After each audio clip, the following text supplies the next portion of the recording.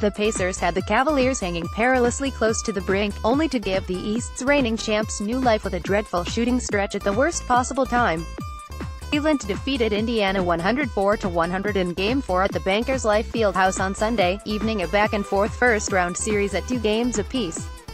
The result qualified as sweet relief for LeBron James, who posted monster numbers, 32 points, 13 rebounds, 7 assists, but nearly watched the Cavaliers blow a big lead for the second straight game.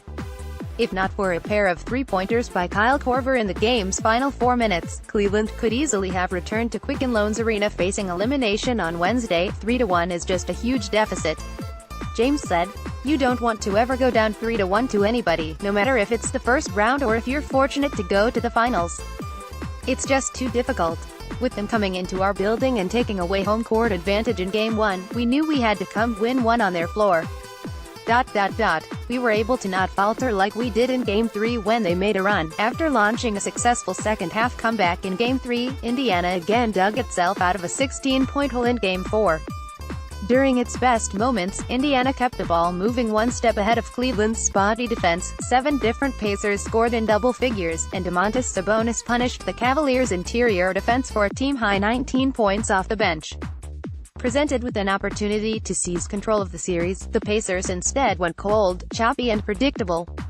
Just 4 of the Pacers' 25 assists came in the fourth quarter, and they made just 1 field goal during a 5-minute stretch of the final period. We just didn't play the game the right way, said Pacers coach Nate McMillan.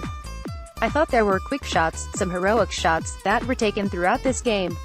You're not going to win if you play the game like that. Sometimes you get in games like this, emotional games, you're so pumped up that you try to do things by yourself. And a lot of times it doesn't work. Victor Oladipo, a first-time All-Star and the favorite to win Most Improved Player, finished with 17 points on 5-20 shooting. He forced a series of shots down the stretch and occasionally looked uncomfortable in the face of Cleveland's more aggressive double-teaming. They did a good job doubling me, Oladipo admitted. Just got to go back to the drawing board and get better. It's all part of the process and all part of the growth. They did something a little different. I'm a person that learns. It's a tough loss and it doesn't feel good.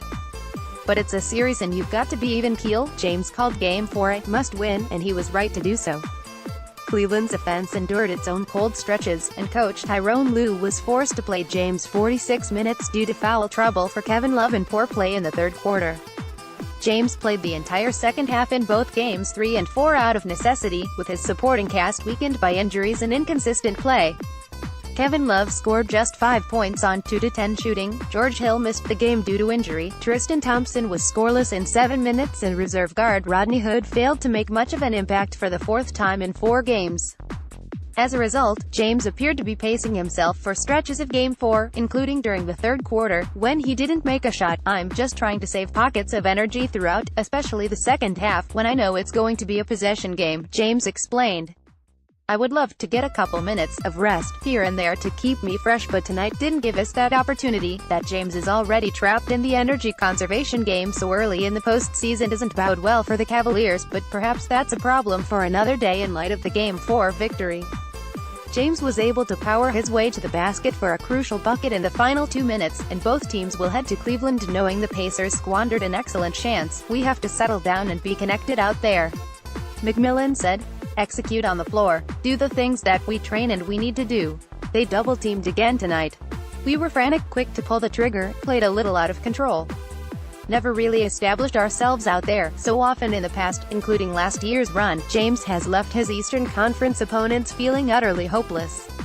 That wasn't the case Sunday, and perhaps that's why this defeat could wind up stinging even more.